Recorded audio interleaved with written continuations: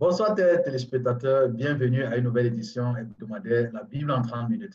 Nous continuons cette semaine avec notre série Jeunesse héroïque, leçon de la Bible. Il y a une semaine, nous avons eu en studio Tatiana qui a pu témoigner, qui a pu nous donner un témoignage de sa vie et nous avons été richement et pleinement bénis. Vous avez été nombreux à l'être, moi également. Cette semaine, nous continuons avec une autre interview et pour cela, nous avons Marie-Noël depuis Kaiserslautern. Bonsoir Marie-Noël. Bonsoir frère Franck. Qui est Marie-Noël pour nos téléspectateurs? Euh, Marie-Noël, je suis la dernière née d'une famille de 5 enfants. J'ai grandi à Yaoundé chez mes parents. J'ai fait mes études primaires, secondaires à Yaoundé. Et par la grâce de Dieu, j'ai obtenu mon baccalauréat et j'ai pu continuer mes études universitaires en Allemagne. Et actuellement, je travaille comme ingénieur en développement logiciel dans une firme à Kaiserslautern, Bipotech. Je suis mariée depuis 5 ans environ au frère Descuete et je suis mère de 2 enfants. Marie-Noël, en plus d'être mère d'enfant, mariée et ingénieure, Marie-Noël est chrétienne. Oui, Marie-Noël, est-ce que tu peux partager avec nous ton témoignage de conversion? Comment as-tu rencontré le Seigneur Jésus-Christ? Ah, ma rencontre avec le Seigneur Jésus-Christ. Euh, pour dire vrai, quand j'avais l'âge de 10 ans, la petite sœur à ma maman, ma tante, elle a connu le Seigneur Jésus-Christ, elle a rencontré le Seigneur Jésus-Christ et elle vivait à la maison, elle vivait chez nous et elle nous a parlé de Jésus-Christ, son débordement d'amour pour Jésus-Christ a permis à ce qu'elle puisse nous témoigner, nous parler de qui est Jésus-Christ. Je n'avais que 10 ans, mais j'ai réellement expérimenté qui était Jésus-Christ. J'ai cru en ce Jésus dont ma tante m'avait parlé et j'ai décidé de suivre ce Jésus-là à l'âge de 10 ans. Mais ça n'a pas été facile parce que mes parents n'ont pas accepté ce changement. Pour mes parents, ma tante était ancrée dans une secte et elle nous avait conduits dans une secte. Et mes parents ont commencé à nous persécuter. Je n'avais que 10 ans. Et c'est pour la première fois que mon papa a porté la main sur moi. Il m'a frappé, il ne m'avait jamais frappé. Il a dit que je dois abandonner ce Jésus, que je peux continuer à suivre, aller à l'église catholique. Là-bas aussi, on parle de Jésus. Et avec l'enfance, ça n'a pas été facile. Je n'ai pas supporté cette persécution des parents et tout. Et au fur et à mesure, je me disais que non, je peux continuer à aller à l'église catholique et suivre Jésus dans mon cœur, mais ça n'a pas été possible. Ça n'a pas été possible avec le temps, en grandissant, avec la puberté, j'ai tout abandonné. J'ai abandonné Jésus, j'ai abandonné. Et c'est comme ça que je suis entrée dans une vie de débauche, de désordre. J'ai commencé à faire, j'étais remplie de colère en fait. Et j'étais tellement colérique que même à la maison, ma relation avec ma maman était tellement conflictuelle, quoi. Avec mes grandes sœurs, j'étais la dernière, mais j'étais celle qui dépassait tout le monde à la maison, en fait. Personne ne pouvait plus me contenir à la maison. J'étais tellement colérique, personne ne devait me parler et tout.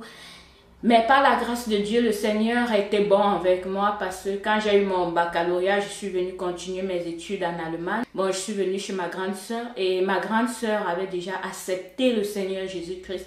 Bon, elle était enfant de Dieu. Et j'ai pas le témoignage de sa vie en fait, la manière avec laquelle elle vivait, sa relation avec Jésus, l'amour qu'elle avait pour les gens, le sourire et tout. Tout ça, ça m'a juste rappelé cette relation que j'avais eue avec Jésus à l'âge de 10 ans. Je savais que j'avais perdu quelque chose, je savais que je m'étais égarée tout simplement. Et j'ai décidé toute seule, ma grande sœur ne m'a plus prêché l'évangile, juste pas le témoignage de sa vie quoi. Et je suis restée un soir toute seule dans la chambre, j'ai pleuré, j'ai dit Seigneur vraiment, je reconnais que je me suis égarée, que j'ai abandonné la voie et tout. Et si tu es vraiment Jésus, si tu es vraiment réellement mort sur la croix pour mes péchés, s'il te plaît, viens et délivre-moi de la colère, parce que en fait, mon problème, c'était un problème de colère. J'étais tellement colérique, comme je le disais. Et j'ai dit, Seigneur, si tu réussis à me délivrer de cette colère, je vais savoir que tu es réellement Jésus et tout, et je vais te suivre toute ma vie. Ça, c'était ma prière, en fait. Et le lendemain, quand je me suis réveillée, j'ai senti que j'étais légère. J'ai senti qu'il y avait quelque chose qui m'avait quitté, en fait. Je sais pas ce qui s'est passé cette nuit-là, mais je sais que quelque chose s'est passé. Et le Seigneur m'a juste pardonné. J'ai demandé pardon pour mes péchés. J'ai demandé pardon. Et à partir de ce jour-là, je suis juste devenue une autre personne. Je n'ai pas dit à ma soeur que j'avais fait cette prière et tout, mais juste par mon comportement, par mon attitude, elle-même, elle a remarqué que quelque chose avait changé dans mon caractère. Et c'est comme ça que j'ai dû demander pardon à mes parents, pardon à mes frères et sœurs que j'avais offensés et tout, à mes amis. J'ai effectué en fait une sorte de vie de restitution, quoi. Bon, ça a été ma rencontre avec Jésus. C'était en 2010 en Allemagne et dans la ville de Kaiserslautern. Wow, wow. Un témoignage puissant et bénissant. Wow. Le Seigneur Jésus est vraiment merveilleux. Il est celui-là qui peut nous délivrer de toutes sortes d'amertume et bien d'autres maux dont nous pouvons souffrir. Euh, Nous avons pu apprendre à partir de ce que tu nous as partagé à l'instant, les difficultés après la première rencontre avec le Seigneur Jésus-Christ à l'âge de 10 ans et la rétrograde, parce que c'est comme ça on appelle cela dans le jargon chrétien. Mais plus tard, le Seigneur t'a fait grâce et t'a ramené à lui. Ce qui nous intéresserait serait de savoir comment est-ce que tu as persévéré à partir de 2010. La première fois, 10 ans, à l'âge de 10 ans, ça a été difficile avec les persécutions de la famille et tout ce qui s'en est suivi. Mais comment est-ce que tu as réussi cette fois-là, en 2010, après cette nouvelle rencontre avec le Seigneur Jésus-Christ, à persévérer dans la foi?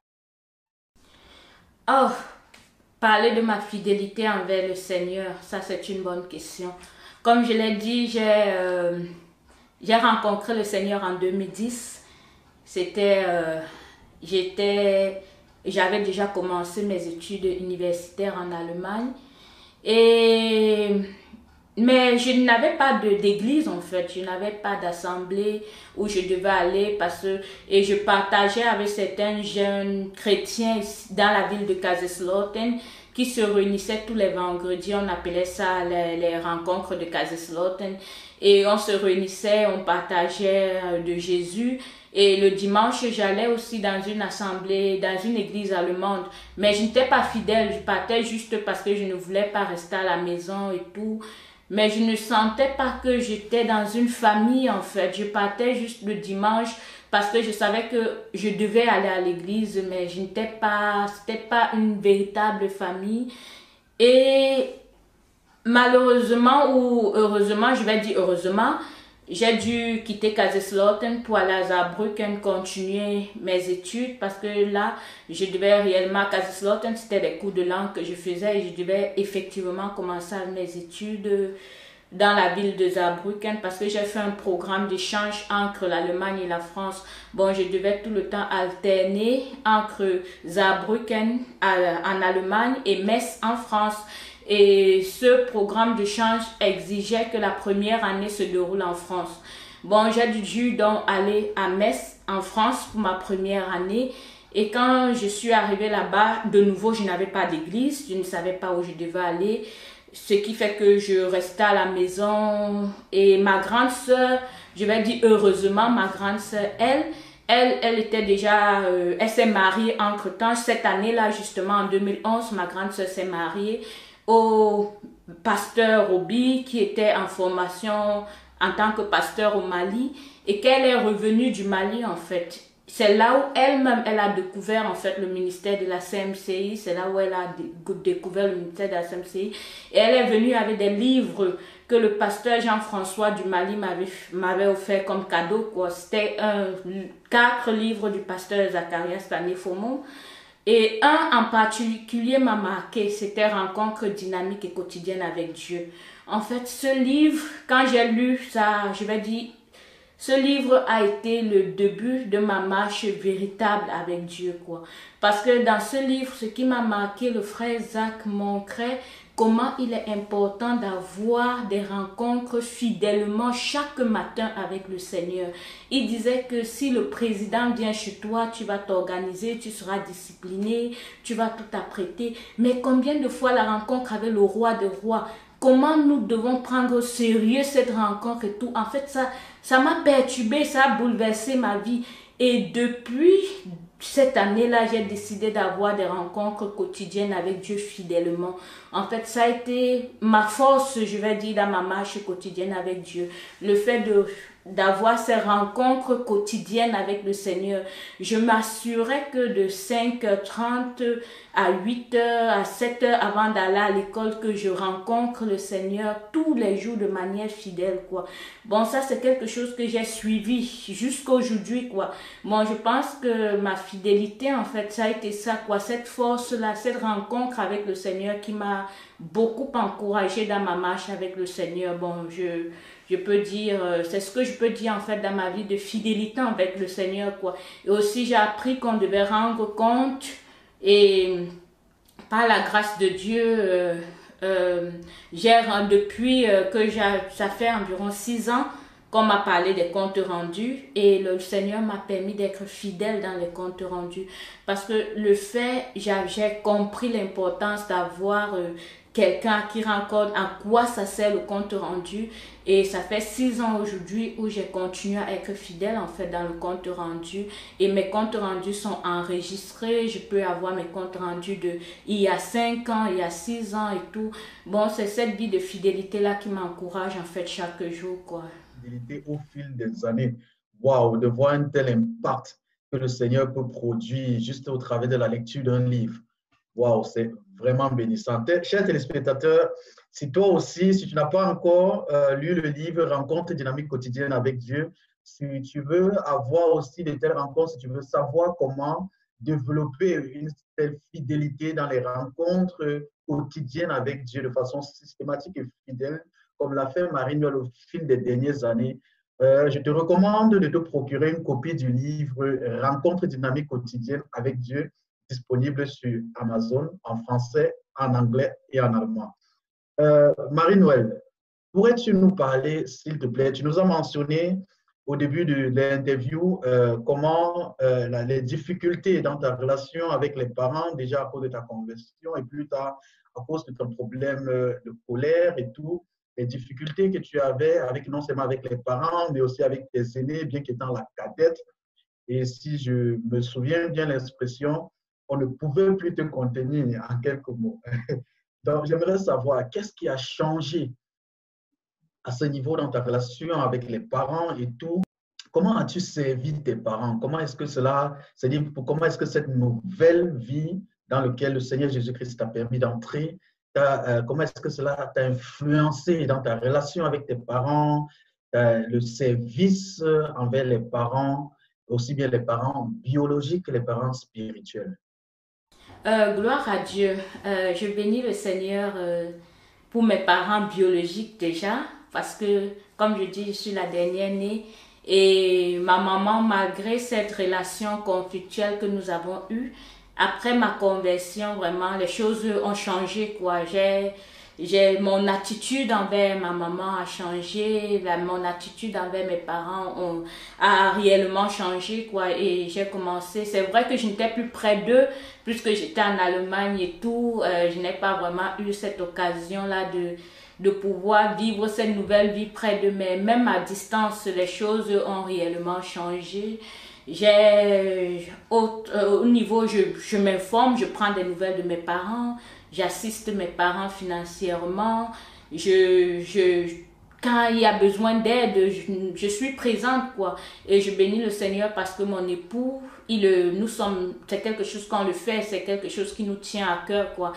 Servir nos parents, on sait que c'est important, en fait. On sait qu'on a un devoir envers nos parents. Bon, c'est quelque chose qu'on on le fait volontiers. On aide les parents quand ils ont des difficultés, des problèmes de santé, tout. Nous sommes là, on les assiste financièrement, surtout parce que comme je dis, présentiellement, nous ne sommes pas là, nous ne sommes pas près d'eux, mais on fait ce qu'on peut faire étant à distance, quoi. Ça, c'est ce qu'il en est de mes parents biologiques.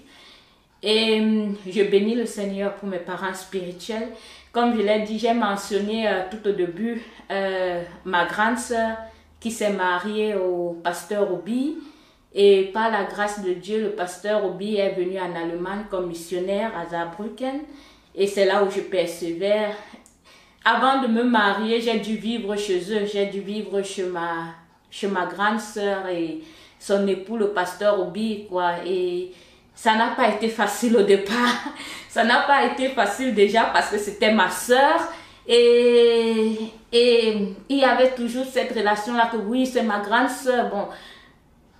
Mais le Seigneur a été bon. Le Seigneur a été bon. Je vais raconter juste un petit épisode. C'est quelque chose qui s'est déroulé, quoi. Bon, parce que le pasteur Obi, il était...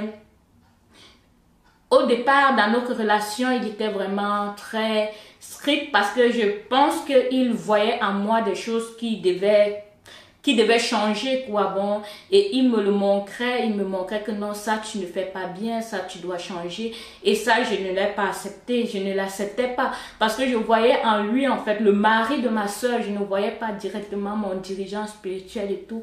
Et une fois, il m'a reprimandé et ça m'a tellement fait mal. J'ai appelé le dirigeant, notre dirigeant national, le pasteur Ghislain. J'ai dit que non, vraiment, il se comporte mal envers moi. Je me suis plaint. Mais le pasteur Ghislain n'a rien dit. Il a dit que soit juste faute. Et quand j'ai raccroché après cet appel, je pense que ça a été mon brisement en fait. Toute seule, le Seigneur m'a montré que je n'étais rien, que l'attitude, le comportement que j'avais eu en fait, montrait justement l'attitude réelle de mon cœur. Ça montrait juste que j'étais plein d'orgueil, que je n'étais pas loyale, que je n'étais pas... Bon, j'ai pleuré, j'ai demandé pardon au Seigneur pour l'attitude de mon cœur envers le pasteur Obi et envers ma soeur. J'ai pleuré, j'ai demandé au Seigneur que le Seigneur me donne de les accepter véritablement comme mes parents spirituel, de ne plus voir ma soeur comme ma soeur, mais de la voir vraiment comme cette mère spirituelle là, de voir le pasteur Obi comme ce papa spirituel, ce faiseur de disciples et tout. Et le Seigneur écoute les prières, le Seigneur est juste bon. Parce que depuis ce jour, ça a été la délivrance, je vais dire, d'une vie de rébellion totale. Le Seigneur a permis à ce que mon attitude vis-à-vis de ma soeur et du pasteur Obi soit totalement transformée. Il a permis à ce que j'ai un amour pour eux, en fait un amour réel qu'un enfant peut avoir en fait pour son papa spirituel, pour son faiseur de disciples. Et notre relation est tellement bonne. Et au niveau comment je les sers à la maison, déjà mon attitude avait changé. En ce qui concerne les tâches ménagères, ça c'est quelque chose que je le faisais. Il n'avait pas besoin de dire, Marie-Noël, il faut faire ça. Je m'assurais que quand il rentre, il doit avoir à manger à la maison. Ça c'était avant que je me marie parce qu'on vivait ensemble à la maison en fait. Je m'assurais que je m'occupais des enfants, que les enfants étaient bien et tout. Et même après que je me suis mariée, mon devoir avec eux a continué. Ce n'est pas comme si le mariage a empêché a brisé notre relation. Non, bien au contraire, mon mari a dit non. Il respecte ces relations-là. Il respecte cette relation. Bon, j'ai continué à les servir à distance. Quand je pars chez eux, je m'assure que s'il y a à faire, je me rassure que je fais ce que je dois faire. Je lave les assiettes, je m'occupe des enfants quand je peux. Et aussi au niveau du don financier, quoi. Bon, je me rassure, on se rassure en tant que couple, bien sûr, parce que c'est pas quelque chose que je fais seul. On se rassure qu'il y a un montant chaque mois qu'on vit de manière fidèle. C'est bon, c'est en fait ça. On essaye de les honorer comme on peut, d'alléger en fait leurs tâches. Quand ils ont besoin d'aide, ils savent qu'ils peuvent compter sur nous. Bon, c'est un peu comme ça que je sais mes parents spirituels et également mes parents biologiques. Le Seigneur Jésus-Christ est véritablement celui qui nous transforme, celui qui nous change radicalement. Vraiment, c'est bénissant. Nous bénissons le Seigneur pour cette grande transformation qu'il a opérée dans ta vie.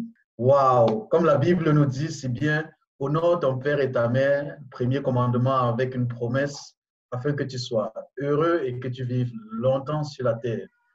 Euh, mais dans la vie chrétienne, le service ne se limite pas seulement aux parents biologiques et spirituels. Non, ça va plus loin encore et même mieux encore, c'est le service à Dieu. Tout enfant de Dieu, après la conversion, est appelé à servir Dieu parce que la Bible nous dit dans Éphésiens chapitre 2 au verset 10, nous avons été sauvés pour pratiquer les bonnes œuvres que l'Éternel, notre Dieu, a prévues d'avance pour nous afin que nous les accomplissions. Ainsi, Marie-Noël, comment et à quel moment as-tu commencé à servir Dieu? Comment le sers-tu? Continues-tu de le servir présentement? Ok. Mon service à Dieu, comment je sers Dieu, comment j'ai commencé à servir le Seigneur? Ah, ça c'est une bonne question. Comme je l'ai dit, en fait, j'ai réellement intégré parce que au départ de ma conversion, quand j'ai cru au Seigneur, j'étais, je vais dire, chrétien solitaire. Comme je l'ai dit, j'allais dans une église en Allemagne, quand j'étais encore en Allemagne, à Kaiserslautern, mais c'était pas vraiment l'église j'y allais juste les dimanches, quoi, mais c'était pas, j'avais aucun lien, en fait. Je ne servais pas du tout dans l'église et tout. Et pareil, je suis allée pour ma première année à Metz en France. Et j'allais dans une église française, c'était pareil. J'y allais juste parce que je savais que je devais aller les dimanches à l'église, je ne devais pas rester à la maison. Mais je n'avais aucun lien, je ne savais pas. Bon, j'y allais chaque dimanche et c'était tout, quoi. Le service pour le Seigneur a réellement démarré quand je suis entrée en contact en fait, avec la CMCI. Comme je l'ai dit, ma soeur, elle s'est mariée au pasteur Roby. Il est venu la rejoindre comme missionnaire ici en Allemagne, à Saarbrücken. Et c'est là où l'église a débuté, en fait, à Saarbrücken. Et quand l'église a débuté, c'est là où j'ai commencé à servir le Seigneur. Là, j'ai compris que j'appartenais à une véritable famille chrétienne. Bon, je vais faire une petite parenthèse, en fait. Je vais un peu sortir du service au Seigneur. Je vais raconter, en fait, comment j'ai intégré réellement le ministère de la CMCI. Parce que quoique ma soeur, elle était mariée au pasteur Roby et tout, mais je n'ai pas directement intégré le ministère de la CMCI. Parce que j'ai été très malade après ma conversion. J'ai eu une maladie qui a mis 2 ans. Oui, ça a pris 2 ans pour qu'on découvre exactement de quoi je souffrais. Et je souffrais énormément. Et à la fin, on m'a dit que je souffrais d'une fibromyalgie. D'après les médecins, c'était une maladie qu'on ne pouvait pas soigner, qu'on ne pouvait pas guérir. Je devais prendre des médicaments à vie. Et à 2 reprises, j'ai essayé d'arrêter avec les médicaments parce que je me suis dit que le Seigneur Jésus pouvait me guérir. Mais j'ai eu des crises tellement violentes que j'ai dû aller à l'hôpital en urgence. Et par la grâce de Dieu, ma soeur, le pasteur Théodore, qui est le leader en fait de notre œuvre, il devait venir pour une convention au Luxembourg. Et ma soeur m'a proposé si je veux y aller. Parce que pour ma soeur, elle a dit que viens, peut-être le pasteur Théodore peut prier pour toi. Et tu peux, là le pasteur Robin n'était même pas encore venu en Allemagne, on était juste ma soeur et moi, mais elle était déjà mariée. Elle m'a dit viens, il peut prier pour toi et tout.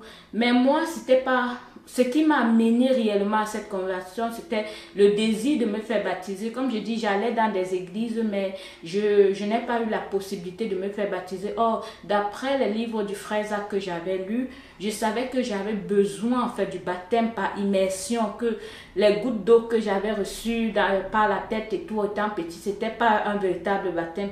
Et je suis allée à cette convention parce que je me disais que non, je vais me faire baptiser là-bas. Ce sera une occasion en fait pour moi de me faire baptiser. Et à la fin de la convention, le dimanche soir, le 3e jour, ma soeur est allée vers le pasteur Théodore, elle a présenté ma situation, ma maladie, comment je souffrais. Et le pasteur Théodore, le pasteur Philippe, le pasteur Constant et le pasteur Jean Gankoué, les 4, ont prié pour moi, ont prié pour ma guérison en fait. Et j'ai posé la question si je devais continuer à prendre des médicaments. Et ils m'ont dit que le pasteur Théodore, je me rappelle bien, il m'a dit, fais comme le Seigneur te mettra à cœur. Et quand je suis rentrée à la maison ce jour, j'ai dit à ma soeur que vraiment, j'ai la foi que quelque chose s'est passé, je ne vais plus prendre des médicaments. Ma soeur m'a dit que fais selon ta foi. Et depuis ce jour, aujourd'hui, ça fait 8 ans, je n'ai plus du tout pris des médicaments. Je ne suis plus jamais allée à l'hôpital pour cette maladie et tout. Pourtant, on disait que c'est une maladie où je devais prendre des médicaments à vie. C'était juste une parenthèse pour montrer en fait où je suis vraiment entrée en contact avec le ministère de la CMC. Après cette convention, j'ai compris que c'est là où Dieu voulait que je serve réellement, dans ce ministère de la CMC. Et je me suis donné totalement, ce qui fait que quand le pasteur Robir est venu, dès les débuts de l'église à Saarbrücken, je me suis donné à tout faire en fait, tout ce qu'il y avait à faire comme tâche. J'ai commencé à faire le secrétariat dans l'église, c'est moi qui notais les différents comptes rendus de l'église, tout ce qu'on faisait. La louange, normalement, je suis quelqu'un qui ne chante pas bien du tout. Bon, je n'ai pas l'oreille musicale, mais il y avait ce besoin-là, quoi. Je me suis dit, si je ne fais pas, qui va faire? Bon, je suis entrée dans la louange, j'ai commencé à servir dans la louange. Au départ, c'était vraiment une catastrophe. Mais par la grâce de Dieu, avec le temps, je me suis améliorée dans ma manière de chanter et tout. Bon, j'ai essayé de faire toutes les petites tâches qu'il y avait dans l'église, ça c'était au départ. Et c'est comme ça que j'ai continué dans mon service à l'église. Plus l'église grandissait, plus on augmentait en nombre, les charges dans l'église augmentaient. Peut-être que j'ai vu la nécessité, les enfants dans l'église augmentaient, on avait de plus en plus d'enfants et tout. Et c'est là où le Seigneur m'a montré que là où il m'appelle réellement, c'est dans le ministère aux enfants en fait. C'est lors d'une retraite avec le pasteur Philippe, il avait développé l'aspect où les enfants sont tellement importants aux yeux de Dieu. Parce que quand le Seigneur a demandé à Pierre, il a d'abord dit, Pierre, est-ce que tu m'aimes? Quand Pierre a dit, oui, je t'aime, il a dit à Pierre, paie mes agneaux. Bon, il a commencé par les agneaux avant de dire les brebis, quoi. Bon, il montrait à quel point les enfants sont importants aux yeux de Dieu, quoi. Et j'ai compris que le Seigneur m'appelait, en fait, au ministère des enfants. Et actuellement, je vais dire, je m'occupe des enfants dans l'église. Je suis dans le groupe de louange par la grâce de Dieu. Je m'occupe de tout ce qui est secrétariat à l'église, tout ce qu'il faut noter comme compte rendu et tout. Je m'en occupe. Je suis aussi dans le groupe des médias. Bon, s'il y a quelque chose à faire. Bon, j'essaye vraiment de faire là où il y a le besoin et je porte aussi l'église dans la prière, quoi. Parce que ça, c'est aussi une tâche vraiment qui me tient à cœur. Je dois me rassurer que je prie toutes les semaines un minimum de 8 heures de temps pour l'église et que la chaîne de prière de l'église fonctionne, que je rédige des sujets de prière toutes les semaines pour que les frères puissent prier et tout. Par la grâce de Dieu, le Seigneur aussi me donne aussi une équipe. Derrière, il y a des choses que je ne fais plus toute seule et tout. Il met aussi des personnes derrière pour m'assister dans toutes ces diverses tâches et tout. Bon, c'est un peu de cette manière que je sers le Seigneur. Gloire à Dieu. Je suis vraiment émerveillé de voir combien occupé tu es dans la maison du Seigneur, comment est-ce que tu sers le Seigneur dans divers domaines. Et nous bénissons le Seigneur de ce qu'il te donne, de ce qu'il approuve ton service, il approuve ta fidélité, ta discipline, en te donnant, en te bénissant déjà avec une équipe qui t'aide à porter ces tâches-là, quelques-unes de ces tâches-là. Tu as mentionné le ministère aux enfants, le fait que tu t'occupais des enfants. Mais avant ça, dans ce que tu nous as dit précédemment concernant ta relation avec les parents biologiques, il en est ressorti une chose qui m'a particulièrement marqué, c'était le brisement. Comment est-ce que le Seigneur, par le brisement, t'a conduit à connaître l'autorité spirituelle, la place de l'autorité spirituelle, quelqu'un qui te conduit, quelqu'un qui aide, quelqu'un qui est au-dessus de toi spirituellement parlant et qui en quelque sorte, t'aide à cheminer avec le Seigneur t'aide à cheminer avec le Seigneur. Donc, nous aimerons savoir, toi qui as si bien expérimenté cela, quels sont tes rapports, comment est-ce que tu redonnes cela aux plus jeunes, comment est-ce que tu aides les plus jeunes à connaître également cette expérience, quels sont tes rapports avec les plus jeunes? Gloire à Dieu, ma relation avec les plus jeunes. Comme je l'ai mentionné tout à l'heure, je vais dire, je porte le ministère aux enfants en fait. Et juste le fait de porter le ministère aux enfants me donne en fait être en contact avec les plus jeunes, quoi, puisqu'il y a des adolescents, il y a des enfants.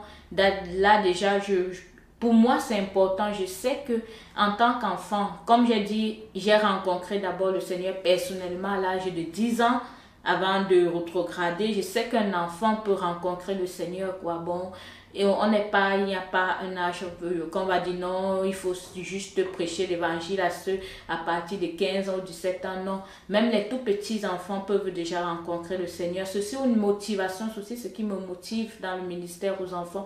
Bon, j'essaye de donner ce que j'ai, d'apprendre déjà cette vie de fidélité là aux enfants.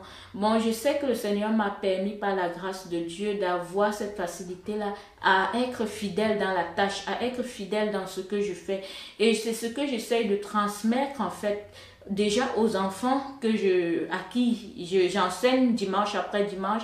Et aussi mon mari et moi, nous dirigeons l'assemblée de Maison à Kaiserslautern. Et ce qui nous permet aussi d'être en contact. Nous avons des frères sur notre direction et j'essaie aussi de communiquer à ceux que je suis personnellement, parce qu'il y a des nouveaux convertis que je suis actuellement personnellement. J'essaie de leur communiquer, de leur raconter en fait le témoignage. J'encourage beaucoup les jeunes en fait, je vais dire les plus jeunes, pas forcément en âge, genre peut-être jeune dans la foi et tout. J'encourage en fait ce que je suis dans la vie de fidélité. Je raconte juste le témoignage de ma vie. Je raconte en fait les merveilles que le Seigneur a fait dans la vie, parce que cette vie de fidélité m'a ouvert tellement de portes. Le Seigneur m'a béni dans tellement de domaines. Bon, en fait, ma vie, ce n'est qu'une bénédiction. J'ai raconté peut-être l'exemple de ma guérison miraculeuse.